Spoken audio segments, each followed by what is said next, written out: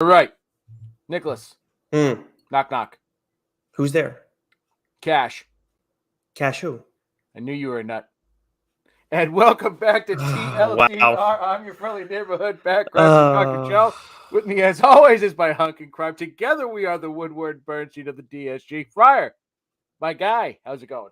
you know what? I've been having like a bit of a crisis lately where I'm getting accused of making a lot of dad jokes, and then you made me realize that it can get worse, which I don't know if that makes me feel better or what, but The best jokes for kids, baby.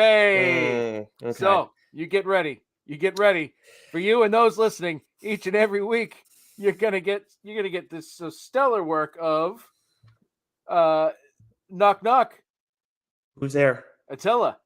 Who? Attila, you know lies. Okay. That's the kind of content people are tuning in for, baby. Mm-hmm. Oh yeah, totally. Yep, 100%. This is well, I've joked a few times about how much longer TLDR has, and this is really pushing it. We might have jumped the shark. We might. Oh boy, unbelievable. How you doing, buddy?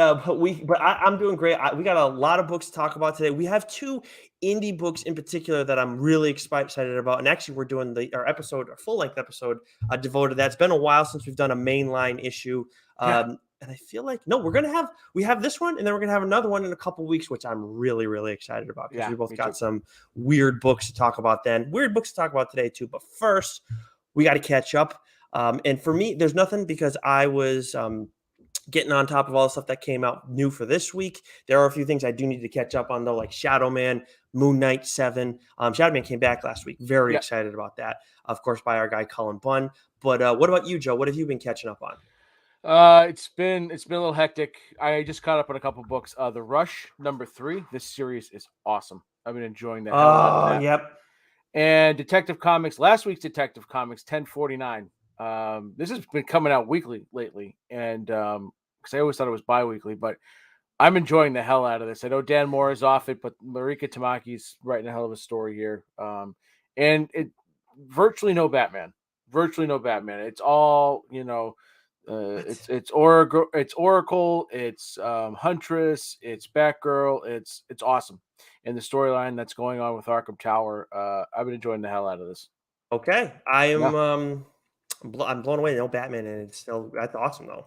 yeah, yeah. No, it's good, right? Because it's holding true to Detective Comics in the sense that there's a crime going on. They're trying to figure it out and get to the bottom of it, and it just goes to show you can have a good story within Gotham that doesn't have to be about Bruce Wayne. It doesn't have to be about Batman, and letting some of the fringe characters kind of show off a bit, and been written really well by Mariko Tamaki. So great stuff.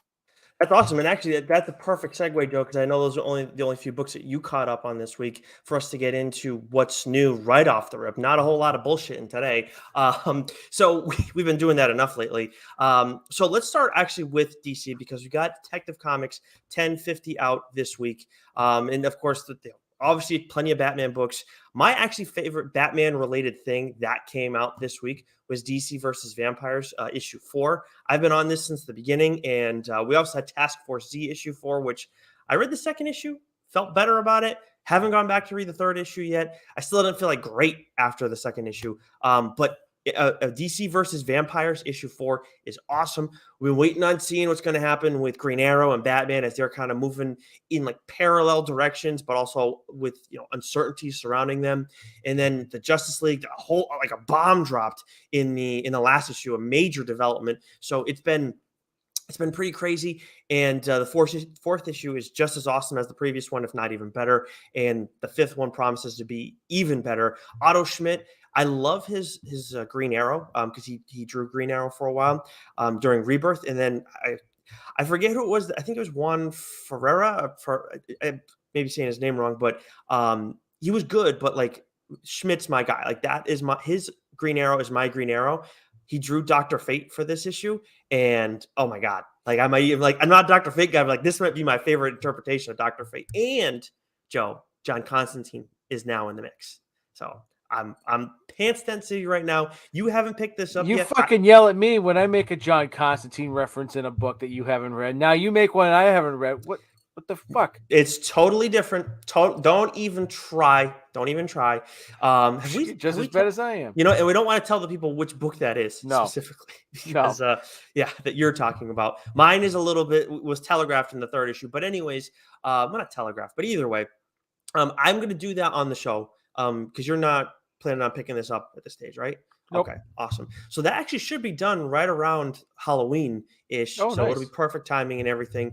But you mentioned Detective Comics 1050, of course, came out this week. We got Action Comics 1039, Batman Catwoman Special Issue 1, which I know you're getting that actually mounted right in Bag End.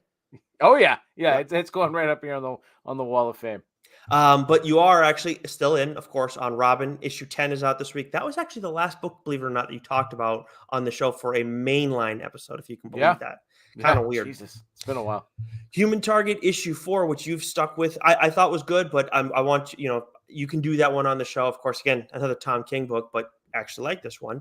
Deathstroke issue 5, Inc. issue 5, really enjoying this series. Aquaman, Green Arrow, Deep Target issue 4, which I've been reading. Superman and Robin special issue 1, Superman 78 issue 6, which I think that marks the end of the Superman and Batman like vintage series. So I read the first few for the Batman one, and it was fine, but it's just like I like Keaton's Batman. Don't get me wrong, but not enough to go back and read all I of it. bought the first issue of each because I wanted to have those first issues. Mm. I'll wait until it's on trade, perhaps. Well, Joe, we have access to those still. They're all archived for us. With Oh yeah. So So I'm curious if you're going to talk about either of those on the show. You could even probably do them not. together. But All right. Well, there we go. Wonder Girl issue 7, which I fell behind on this one. I talked about how Joel Jones, her art is freaking awesome. And it was really promising, but just the series was sputtering and just felt like it wasn't going anywhere. It's getting canceled. The 7th issue is the last issue. I don't know if I'm going to go it's back a and read bummer. it. Yeah, I mean, it just wasn't going anywhere, Joe. Like that's the big issue. I know the art was great, Oh, and it so was a good. very promising first issue, and it's she's a great character. It Yeah. just again, yeah, it needed to get somewhere quick. It just did. Yeah, and it looked that's an understatement. And it looks like they're doing a little bit something with Yara Flor. I think there's some like Amazon stuff they have planned. So she's not completely going away, but just not as successful as you would have wanted it to be. Peacemaker, Disturbing the Peace, issue 1. Of course, Burying the Lead. That was for me the one book. Like I have to read this coming into this week. Everything going on with the show. Have you been watching the show actually? No. Oh, wow. I haven't yet. I fully intend to. Gotcha. I just haven't sat down to watch it yet. Yeah, well, at this point, you could even wait to just binge it all because I think there's 4 That's my episodes. preference with most of these things, anyways. To be honest with you. No, well, there you go. But so this is by Garth Ennis, and I remember we talked about it in the solicit. I was like, I absolutely want to read this, and I I feel like they like this is just going to be a one-off. It's a Black Label issue. It's a double-sized issue, and that's totally fine if it's a one-off. The way it's written, that's cool. But I would love to see Ennis do more with this character. Obviously, his history with the Punisher and what we've seen with John Cena doing with the character on the big screen. I feel like Ennis could have a lot of fun with it. He did a really good job with this first issue. Really enjoyed it. Really gives you greater context to this character's background and what he's all about. Not as goofy like this to me. I don't know if this is meant to be like the same exact, interpretation, of course, comics and whether it's movies or film, movies or TV, excuse me. You see differences with characters as much as there are a lot of similarities. But if I were to say, if they were to say, yeah, it's like absolutely in the same like universe, if you will, not somewhere else in the multiverse, then I would say this is like before Suicide Squad, absolutely before Suicide Squad. And it says a lot about that's both in terms of what the character's done and his personality too. Gotcha. But it was really good. If you're looking, if you were considering picking up, I highly recommend it.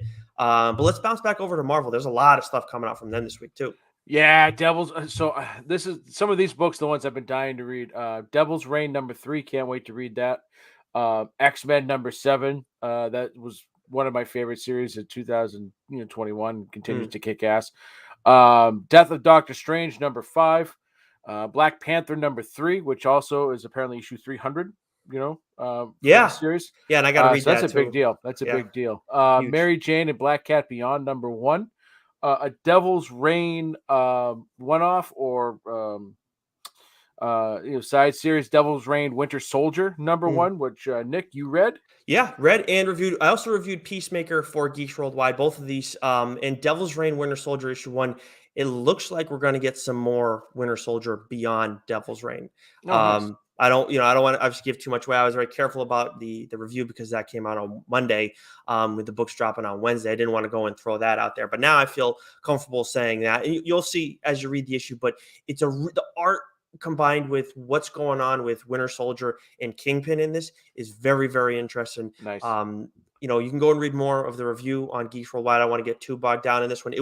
I gave it an 8 out of 10. But I am excited to see if this team is going to work with Winter Soldier moving forward.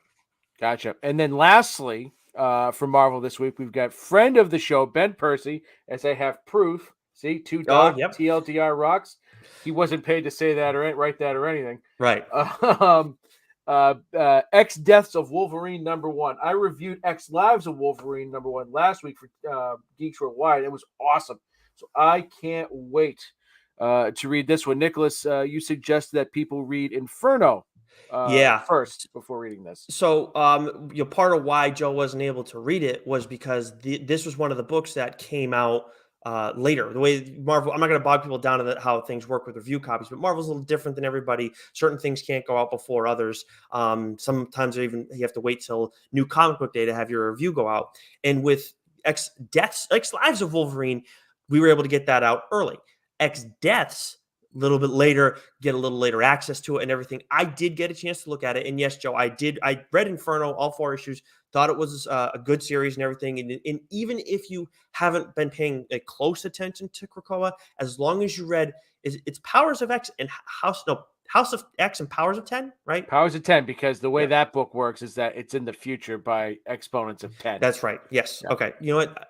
Have you said that before? Because that just blew my mind. How did I not know this? I thought I did, but maybe not. Well, anyways, so yeah, you need to have read Inferno to fully appreciate this, or at least you have to know what went on in Inferno to appreciate this. Because Ben kind of gives you a little bit of an explanation in like the first page or so, and you get an idea as it goes along, but you might feel a little lost if you haven't read Inferno. You're definitely better off reading that before. It's only 4 issues. I think one of them might have been double sized, or maybe they were like a couple that were like 32 pages, something to that effect, but really good. And it's they tie in together, but it's like kind of between X Death and X Lives, but it feels like it's I can't. I don't know how to explain it. Like there's a very different vibe to that one, to X Deaths versus X Lives. So it's gonna be a wild ride though. Regardless, remember this is all Wolverine. So like this is like the ultimate Wolverine story. So I can't. I seeing what Ben's doing, it seems like it's going to be really big in scope too, much more so than we might have thought with X Lives initially. Gotcha. We head over to Image, and Joe, I know we did our Saga special last week with our buddy Rich Key from #Dork, and we wanted to talk about Saga. We said we were going to talk about Saga on here, and I knew the second that I said we'll have an advanced look at it and talk about it on the show, I was like, I went back and listened to it. I was like, Dad probably just jinxed us. Big time. You fucking son of a bitch. Because like, wait a second, it's not in our folder. Mm-hmm. What gives? And man, Image has really been, as they should be, promoting the hell out of this, and they don't want anything to get out. Nothing. I mean, you want to talk about holding your, keeping your cards close to your vest, and so we're gonna read this along with the rest of the, the plebs, on New Comic Book Day, and it sucks because I wanted to read it. I gotta say, I'm a little worried that's gonna be the norm with them with Saga, because honestly, like, look, there are some books where it's going on my pull list for sure. Yeah, for sure. But like, there are some books that don't need the extra pub. Like on X Lives and X Death, Wolverine probably only needs so much. But like when you look at like even King Spawn, they had one time where there was like a available upon request, and I was like, we've been getting King Spawn the whole time. Might have been worried about spoilers, but like when the books are rolling, maybe they don't need that extra bit of help. Saga, if there is a book that doesn't need any help, it's Saga. It's just we need to know what's coming back, and then that's it. Other than that, people don't need updates. So kind of sucks for us. I'm worried about going forward if we're going to get that early access. But guess what? If we don't, we're going to talk about it and catching up every single week because that is Joe and I's #1 book every week. No questions asked, right? No questions asked. Every month, I should say. So maybe I'll get to weigh in on it on Geeks Worldwide because I'm trying to do something now with comic book of the week. I'm trying to do a little like opinion piece there. Maybe talk about a book that I talked about on here but didn't get to write about. Did that last week with 7 Secrets issue 13. Really loved that. Gunslinger Spawn issue 4. We did get the advanced copy on this one. I've really been enjoying this series, and I've said the action drives us a lot. This is Brett Booth with Todd McFarlane writing, and I'll tell you what, Joe, best issue yet. I felt like issue 3 was kind of like it stalled a little bit. This hasn't been like a crazy fast moving in the sense of the plot, but it's been fast moving in terms of the action and the imagery and everything. This had both. Like it's still kind of like the location is pretty stationary, but the plot and all these developments, you learn more about Spawn. You learn Gunslinger Spawn, what he's got to do, what's happening to him. We're seeing the clown thrown back in the mix. We're learning a little bit about what's going on with his other personality of the Violator. There's a whole lot there. Definitely from a writing standpoint, definitely the best issue yet of Gunslinger Spawn. From an art perspective, I mean, Brett Booth's been like flawless. He's been killing it. He's one of the best out there. I'm so glad he's doing Spawn, but Gunslinger Spawn, I just wonder how long it's going to last because somebody's going to snatch him up, at some point because he's too good, man. For Marvel or DC to not be like, hey, here's a ton of money. Like right now, wouldn't you say? This is probably bold of me to go this far, but like Dan Mora and him right now. That's bold. I mean, his stuff's fantastic. I mean, that's bold. I mean, Javier Fernandez is killing it on Javier Fernandez is awesome. Spawn, and I mean, we're very lucky because there's such a glut of tremendous artists right now, and I just putting Brett Booth is in the conversation. There's no doubt about it. The artwork in that book is tremendous, but I wouldn't go like Dan Moore, Brett Booth. I would say I'd probably put him in a top 10, which is nothing to sneeze at. Yeah, for sure. Yeah, saying it's those two is bold on my part. It felt bold as I was saying it, but no question in the conversation. Javi Fernandez, of course, has been been awesome on King Spawn. It just gets better every issue. I mean, that's him and Sean just getting to know each other better. Yeah. And of course, we talked about that with Sean last time we had him on. Go check that out if you haven't listened to it already. Again, the interviews for those who are new to the show, because I saw someone in the chat saying they just came across us. Our interviews are audio only every time, so you can find those iTunes, Spotify. Got to make sure I get us up on Stitcher. I'm being told by our producer behind the scenes. And the other thing from Image that came out, Stray Dogs, Dog Days issue 2. Of course, Joe, you talked about that on the show a little while back. Also from Image, but I guess an Image imprint in Skybound, Redneck 33, another book you talked about a while back from Donny Cates, who, we talk about different people that we want to get on the show. Donny Cates is somebody I'd love to pick. That'd be a fun conversation, I think, because he's out there, and I think it'd be tremendous. Someone we need to talk to more is Kieran Gillen. We had him on for Die. We need to talk to him about Once and Future. I didn't get a chance to read this one yet. Issue 24 is out this week. What did you think? I think we need to wrap up Once and Future. Oh wow. Yeah. Okay. So remember how I talked about back, I think it was probably issue 12, issue 13. Out of nowhere. I was starting to feel like, okay, it's kind of flattening out. It's not that I feel like Once and Future is flattening out, but when Once and Future was really cranking the early issues and just sort of into the early teens, we'd get these reveals, and it was like, it was really something else. Now it's expected. When you pick up a copy of Once and Future, there's, what character is it going to be this issue? And I'm not saying I dislike this issue. I loved it. It was great. Dan Moore, speaking of Dan Moore's art, it is once again fucking flawless. But this, I mentioned jumping the shark earlier. I feel like Once and Future is starting to flirt with that, because we're now just sort of, I feel like getting stuff for the sake of getting it. Okay. And I would feel much better about if they wrap this, like boom, like give me an end and boom. Because if Okay. it just keeps going and it's just new character after new character after new character after new character, issue after issue after issue, and we're 30, 40 issues in, and it feels like it's just going on for the sake Hmm. of going on. I feel like it could wrap up and it could be wrapped up very well. Hmm. And because I don't want to be like, uh, you know what I mean? Does that make So sense? you feel like it's teetering right now, A is what bit, you're telling me. a bit. Okay. Now, again, it was a great issue and it was violent and the action was great, but there needs to be an end point, Mm, and I that's think fair. it needs to come soon. Okay. All right. So, okay. Unlike last time you said it kind of after a few issues you had realized like okay it's gotten to a point. Now much more seasoned in general as a reviewer because that happens to all of us in time. And now you're more familiar with this title even more so because back then it was what like you said the mid teens and everything. So now you're using your foresight. Now you're seeing like okay this we need to you're trying to like stop it before it becomes a problem. Exactly, That makes sense. exactly. Okay. I just like Look at there needs you. to be an end, and it needs to kind of wrap up Okay. soon. I like that. I like the foresight, Joe. I like this. Yeah, because you when you read it, I mean, don't get me wrong, the Mm, character that's introduced is awesome. I mean, you see it coming. mm.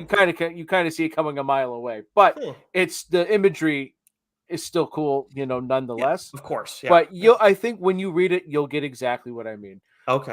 House of Slaughter #4. I mean, this series has just been fine.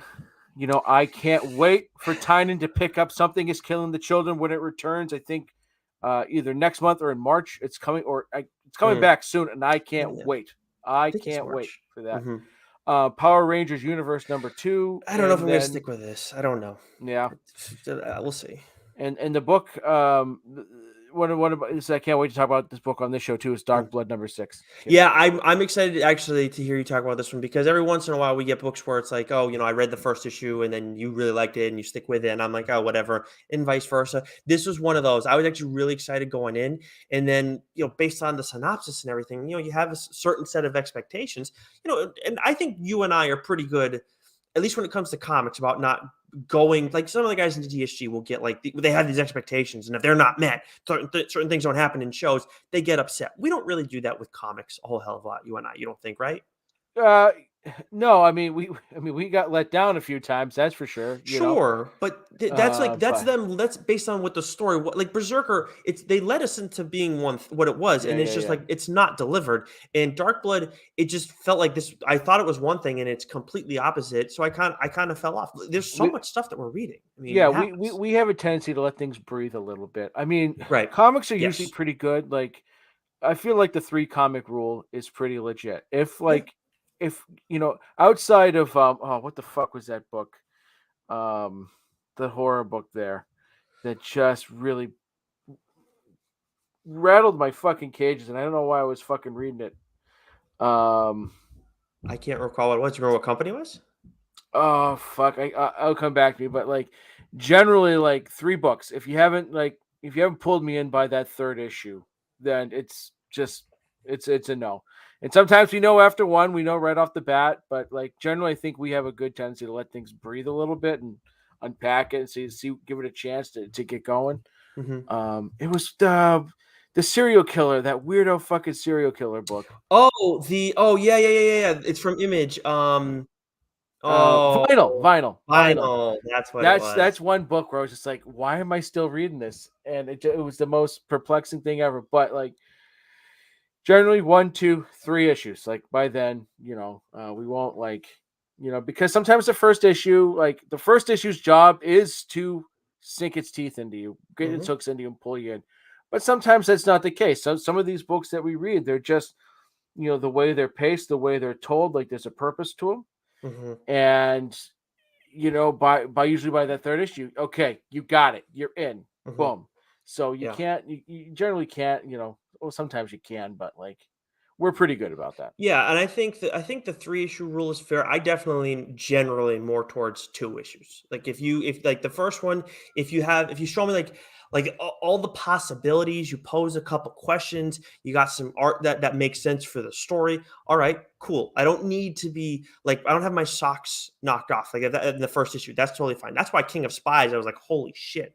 But in the second issue, that's where it's like, all right, I need to know what's going on. I need to have some really cool shit and think like we need to really get an idea of what the hell is going on. So for me, it's more of a 2-issue rule, I would say. But you can usually like if there's I promise in fucking that gave first, Bad Cat 6 issues. I mean, I don't know fucking what you credit well to me. that's because you Credit to want me. yeah. Credit to you. Yeah.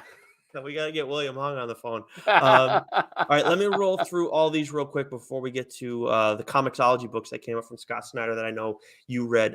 From Dark Horse, I'm way behind on Hellboy right now, but we got Hellboy, the Silver Lantern Club, issue 4, Black Hammer Reborn, issue 8, and then Hellboy in the BPRD 1957 Forgotten Lives, issue 1, which I believe we've gotten some other Forgotten Lives. So they're kind of jumping around with all the Hellboy stuff, of course. Dynamite, Rodney Barnes, Army of Darkness, 1979, issue 5, which you've been reading. Maybe you'll talk about that on the show at some point. Aftershock, Dark Red, Where the Road Leads. This looked kind of cool when I saw the cover for this. May check it out. Aftershock's one right now where it's like, oh, if it's got a cool cover, I'm going to give this a look because it's really been growing on me. Probably since Bunny Mask. So like Paul Tobin, like Aftershock, make sure you guys give him a little extra next time you sign him because he definitely had an impact on me. IDW, we got Usagi Yojimbo, Lone Goat and Kid issue 1. I believe this is just old Usagi stories that are now in color, if I'm not mistaken. Joe, is that correct? That's correct. AWA, we have Telepath issue 5, which we are both caught up on until this issue. Then Vault, you're reading Lunar Room issue 3 is out this week. We Write Titans issue 2, and then End After End issue 1. Which brings us to the 2 comicsology books that came out this week from Scott Snyder. How were they? Man. Yeah. Good.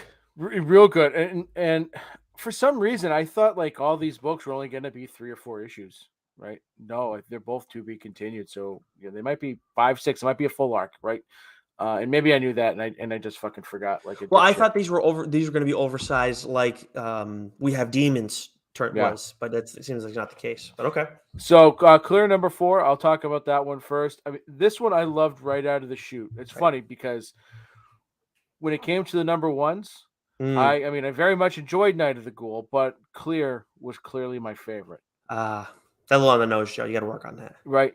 Night of the Ghoul now is my favorite, but I'll tell you what, both are absolutely freaking stellar. So Clear is, like I said, way back when, it's one, Francis Manipal's art is outstanding. He does, the inks and the colors, and I love him as an artist. He's so unique. He's so vibrant. Absolutely love it. And it is very much a part of this story.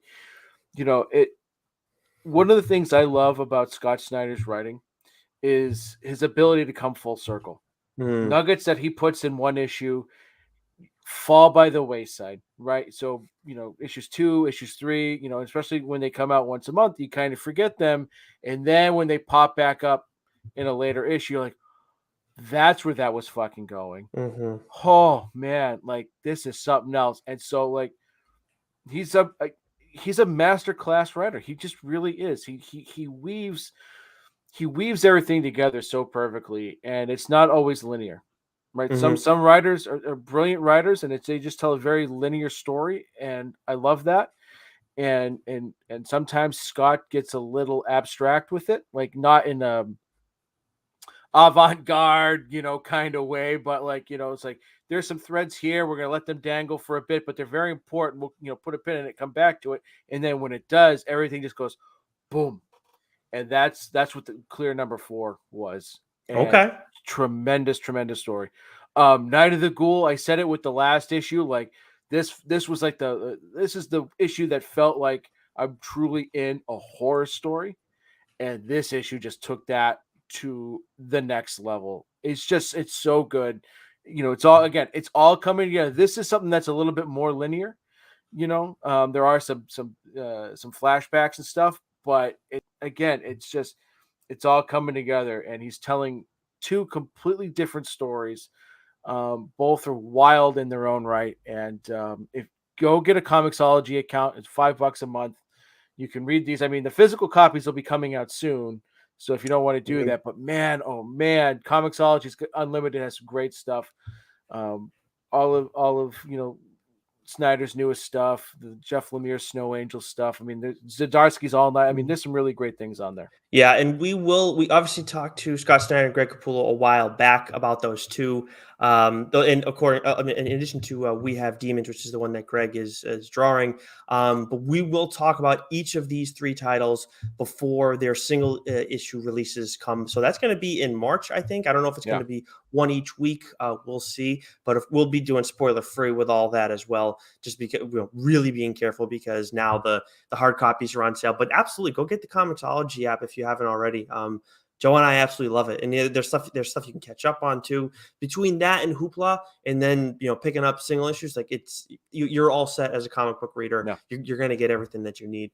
But that is it for us for what's new this week. I'm ready for you to talk about Night of the Ghoul because I need to read that one. That first issue was my second favorite of the three that we got. I want to read Clear. Don't get me wrong. I'm looking forward to it, but I really want to read more Night of the Ghoul. Yeah, they're both great. But now it is time for us to pivot back into the indie realm. Well, actually, Comixology kind of already is. Those are Dark Horse books technically as well. You have a book from a company that I don't know. Have you ever talked about a Titan comic on here before for a mainline episode?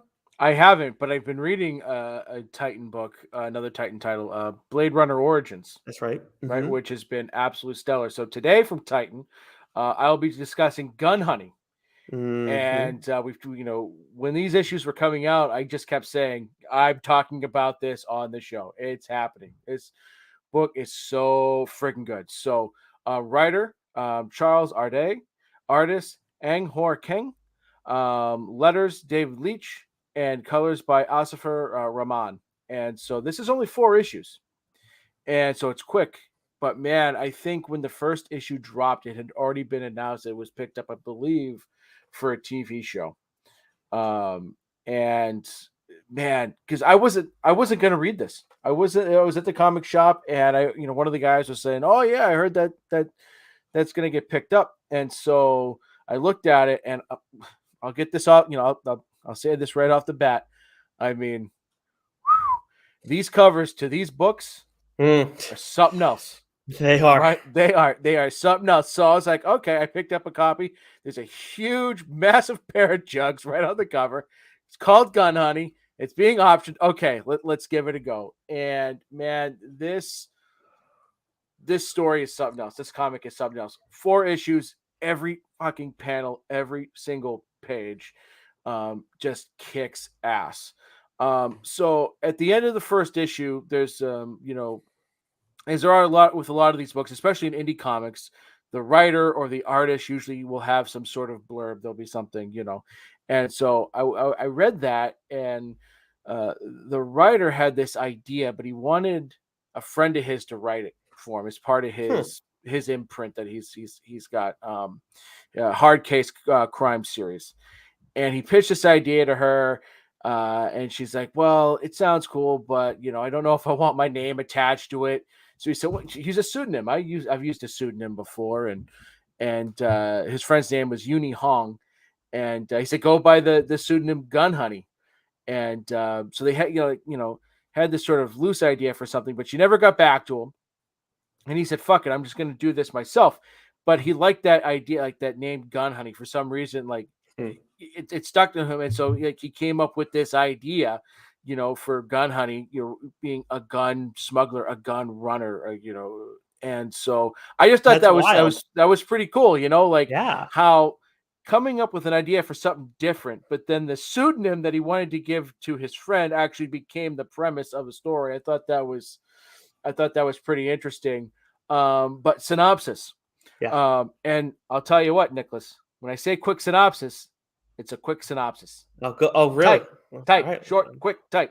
When believe a when I see gun it. smuggled into a high security prison leads to the death of dozens and the escape of a brutal criminal, notorious weapons smuggler Joanna Tan is enlisted by the U.S. government to find the man she set loose and to bring him down. Okay. Right? To the Well. point. Mm-hmm. Perfect.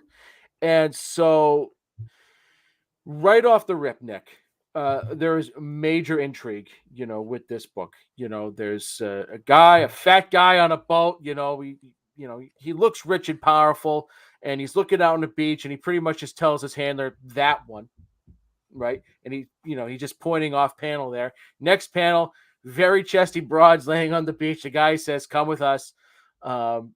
She's like, "Okay, but I came here with him. He's got to come with me, right?" They go onto the boat, and she does what she does best. You learn real quick who Gun Honey is and what she does. And she smuggles a gun onto this boat, and the guy she brought with her was actually the triggerman, right? And so you've got this great intrigue, right off the bat. And so you, you you have an idea of where the book's going, but you don't at the same time. Okay, Mm. like you kind of get a feeling who this character is. She's no nonsense. But then, where it goes, and with it only being 4 issues, you know, it's gotta tell the story quick, and it's paced perfectly. Mm. It's great action, all the way through. Um, there's no dull moments. There's no, periods of prolonged backstory. I mean, we do get some backstory into the character of Joanna Tan, which is really fascinating and actually plays a big role into the overall story itself. But what makes this book so good? One is the storytelling, but two, the character. Joanna Tan, like again, she's a good looking babe, right? Mm. But she is fucking no nonsense, right? She is good at what she does, both both as a gun smuggler, but also as a killing machine. She will do what she needs to do. It is established early on that there's no situation, no scenario she can't get herself out of. And Okay. so, the main plot really is, as it says, sort of said in the synopsis, the U.S. government is trying to hire her, which I thought was interesting. But they need her to sort of fix up the shitstorm that she caused, and so she's followed by a U.S. agent, and um, he's a fucking wild character too. But just how it goes, like I don't want to. I don't. With it only being 4 issues, there's only so much I can say without Right. spoiling it. But the backstory of Joanna Tan, the current story with what's going on with what happens at the prison, because what's great about it is she thinks she's doing one job, and the where it leads to, and how, again, I talked about coming full circle, how it comes full circle is fucking awesome. And I'll tell you this, Joanna Tan has the potential to be greater than John Wick. Like, Really? think of how badass John Wick was. Of And course. I think why we love John Wick so much, one is we love mindless killing, right? Which he does. We love a good revenge story. And the assholes kill his dog. So like you're rooting for John Wick. You're Mm. always rooting for John Wick. Joanna Tan has that same sort of badass demeanor, that same calculating style. But I think there's more to her character, and what you get with her backstory in this, and just how like she's always, X amount of steps ahead. Hmm. This was a quick, fun read that was full of action, and for Mr. McNamara, it's full of sacks, lots of sacks. Mm. Oh yeah. There was some nudity, so be prepared. Thank you. I know I your need that. delicate sensibilities, Of Nicholas. course. Yeah. Needed Um, that. Thank you. Whew. but you can put that under your mattress with sweet paprika. Ugh. I can't wait to talk about that and book, man. You are not ready for that. the last book you'll ever read, which I still have to catch up on. Oh Um, yeah, yeah, yeah, yeah, yeah. Well, yeah. there's It's some weird. there's been some real naughty books out Yeah, lately. they really have. They definitely with those indies, you can absolutely get away with a lot of that. But I didn't pick last book you ever read. It might be on Comixology, but it wasn't at the shop when I went there No, it last week. wasn't. Yeah, same.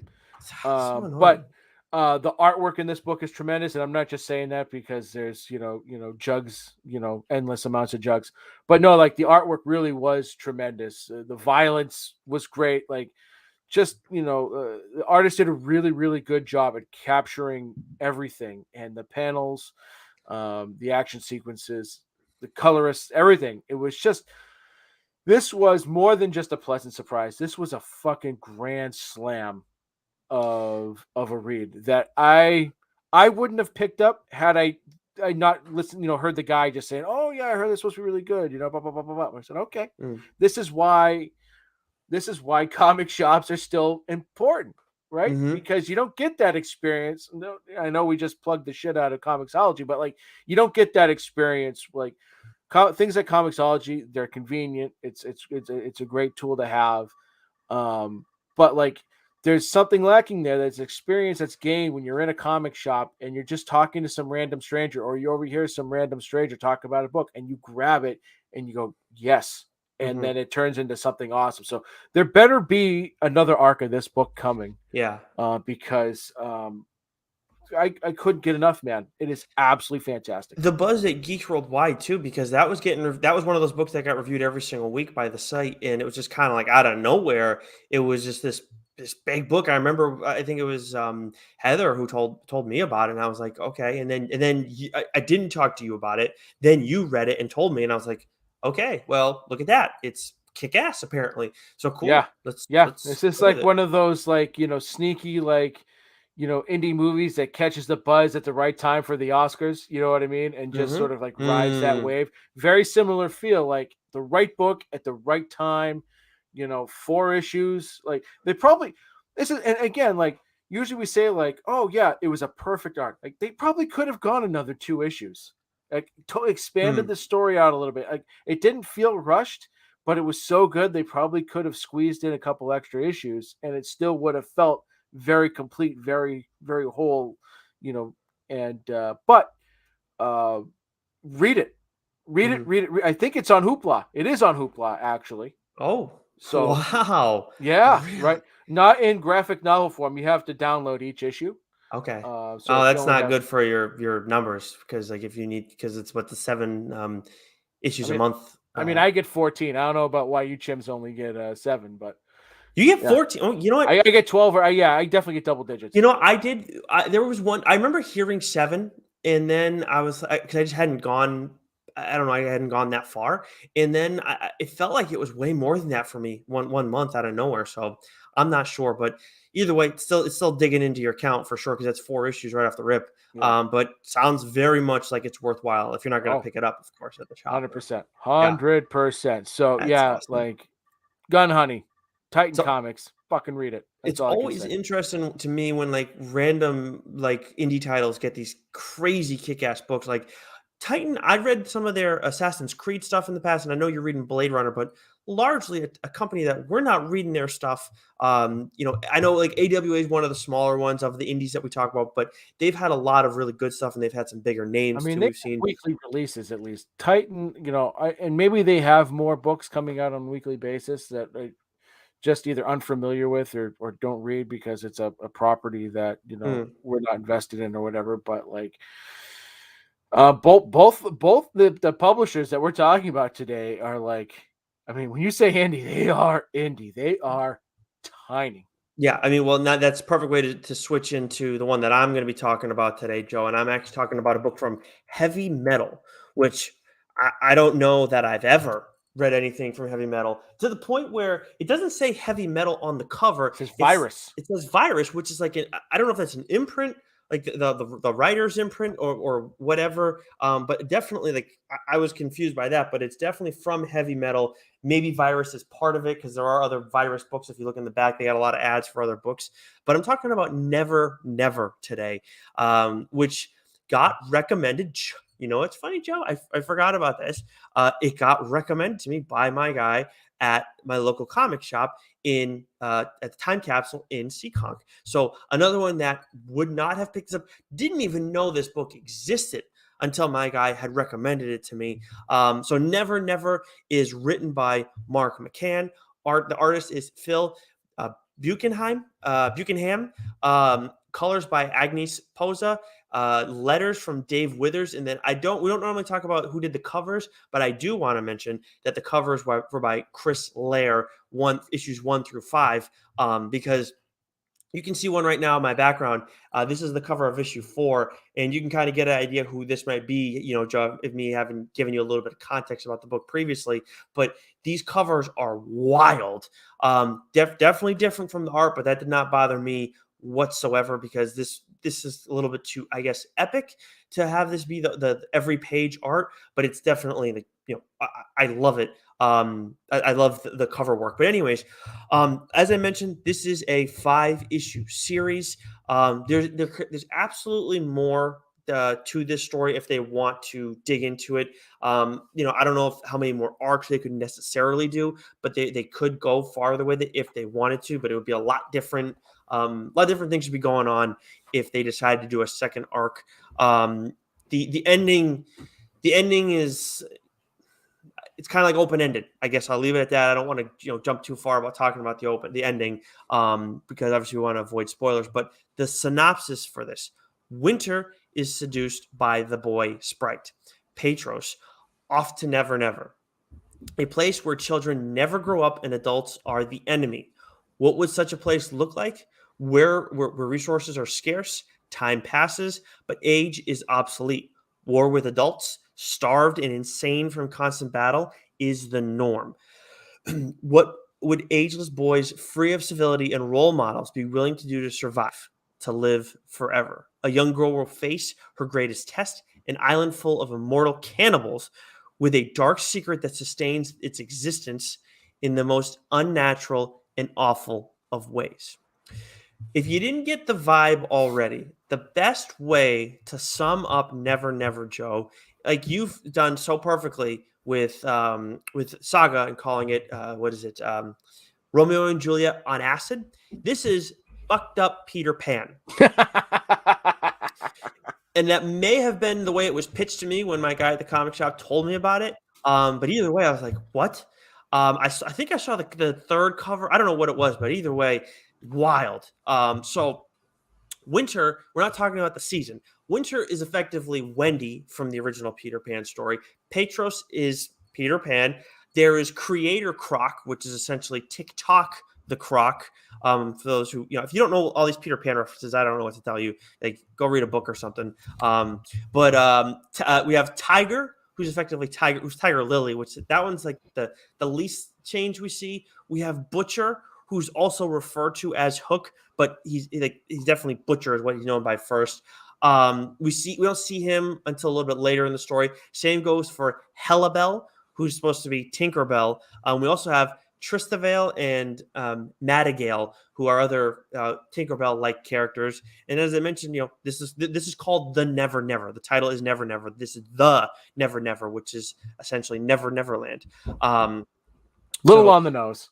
A little on the nose with some of this, but honestly, this stuff is so outrageous in this book, Joe, that it's like it makes sense. Like, you're not trying to hide what you are. You are supposed to be fucked up Peter Pan, and it's supposed to be really weird, and it absolutely is really weird. And like a few notes from the first issue.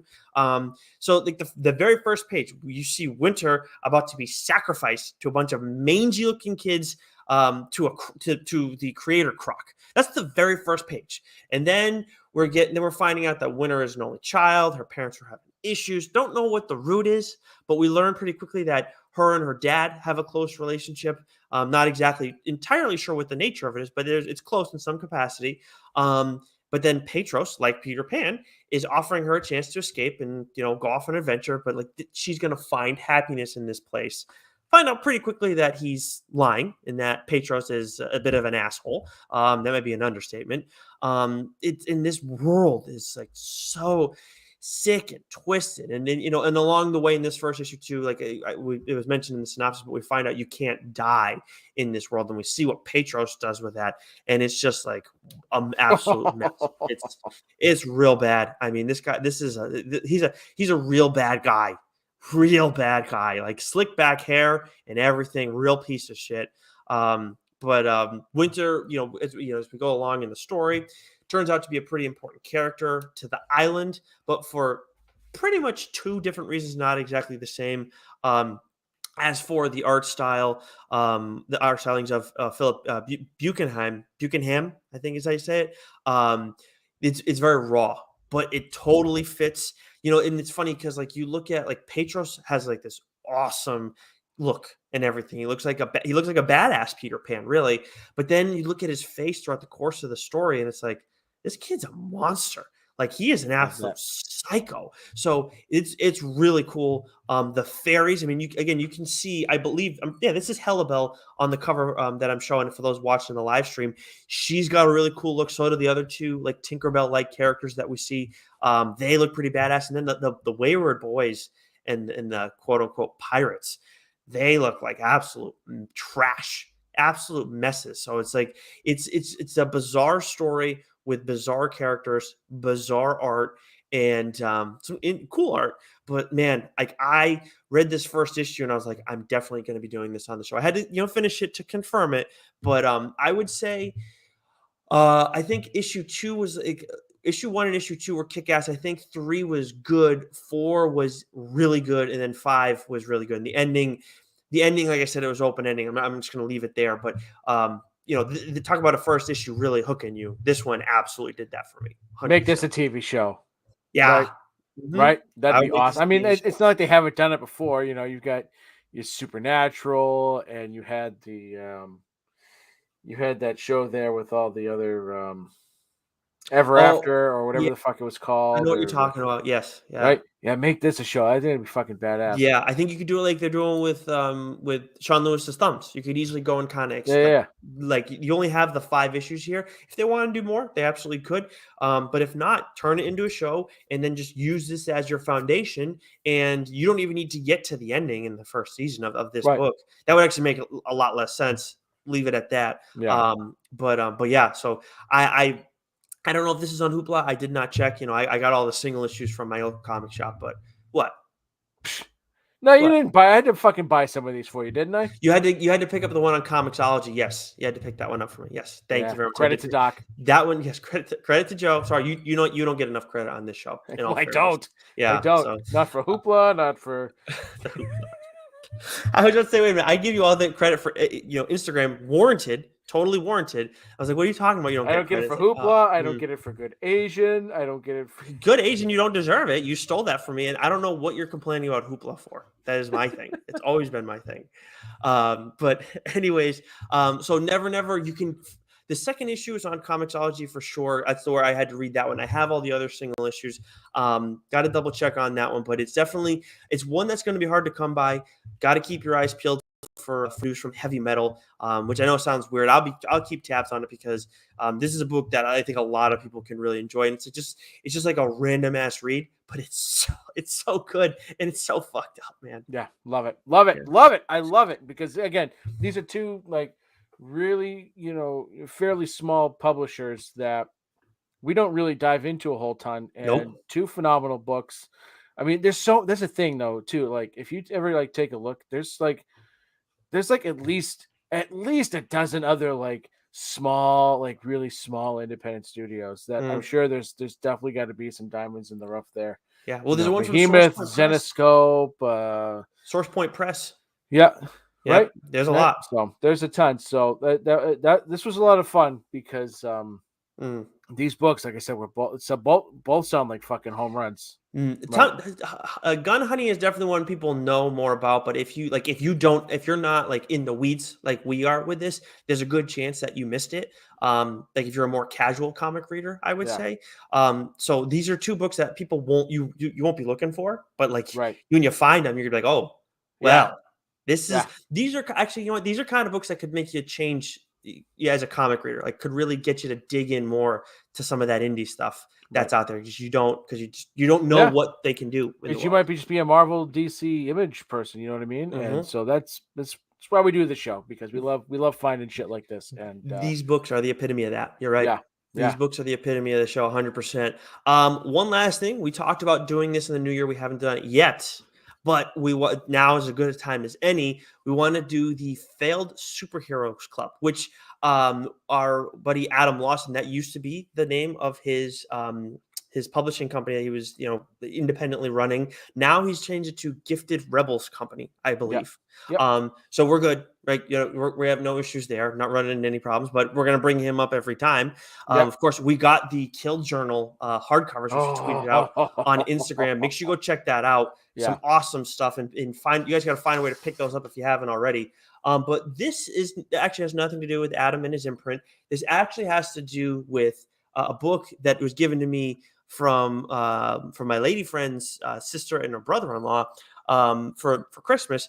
The League of Regrettable Superheroes by John Morris. So this features a ton of like superheroes that you probably never heard of, or maybe our dads heard of when they were kids if they read comics, like in passing, because a lot of them, because they all suck. I will say though, Peacemaker is in here, but again, we didn't know who Peacemaker was till he came up.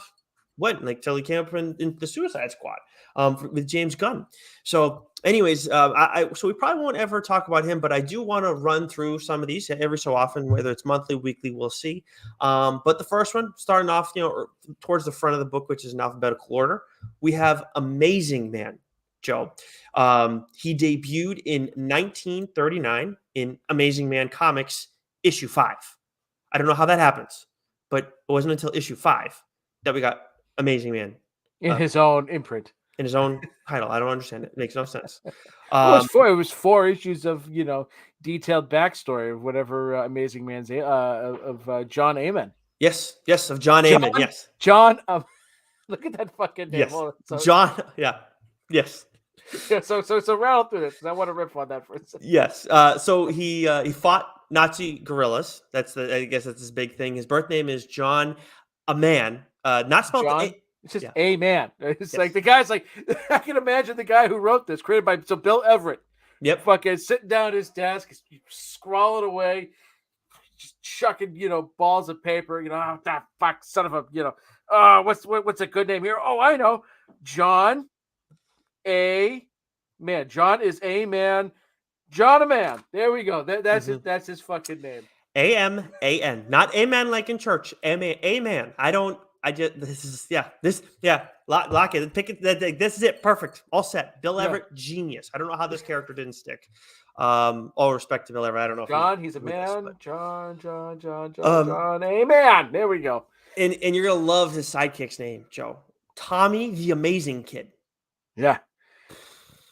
This guy, I'm surprised and stunned that this, didn't take off with the likes of Superman, Batman, Conan the Barbarian, like such a well thought out, title and names and characters here. And the villain too, even better. Great Unknown.